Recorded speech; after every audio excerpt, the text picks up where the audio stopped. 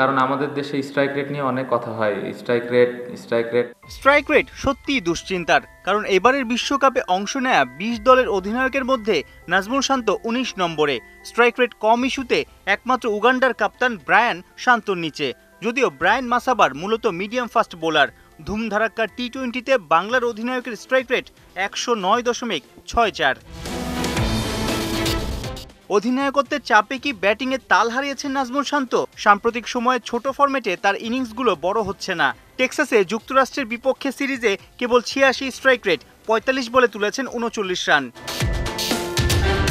মে মাসটা ভুলেই যেতে চাইবেন নাজমুল হোসেন শান্ত। চেনা কন্ডিশনে জিম্বাবুয়ের বিপক্ষে ৫ ইনিংসেই ফ্লপ।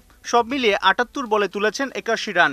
আফ্রিকার দেশটার বিপক্ষে স্ট্রাইক রেট ছিল ১০৩.৮৪। দলের কাপ্তান, টপ অর্ডার ব্যাটার। এই ফরম্যাটের জন্য আদতে কতটা তৈরি নাজমুল শান্ত? জানুয়ারি ফেব্রুয়ারিতে বিপিএল, দেশের একমাত্র টি-20 টুর্নামেন্টেও বেহাল ছিলেন। সিলেটের জার্সিতে একের পর এক ছন্নছাড়া পারফরমেন্স। একটা ছক্কাও হাঁকাতে পারেননি নাজমুল শান্ত। ১২ ম্যাচে ১৮৭ বল খেলে রান করেছেন ১৭৫। অর্থাৎ বিপিএলে কি জাতীয় দলের জার্সিতে টি-20টা ওয়ানডে স্টাইলেই খেলছেন নাজমুল শান্ত?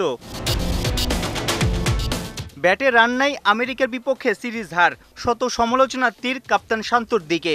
দুয়ো দেয়া ভক্তরাই হাততালি দেবেন এমন একটা বিধ্বংসী ইনিংস কি খেলতে পারবেন শান্ত?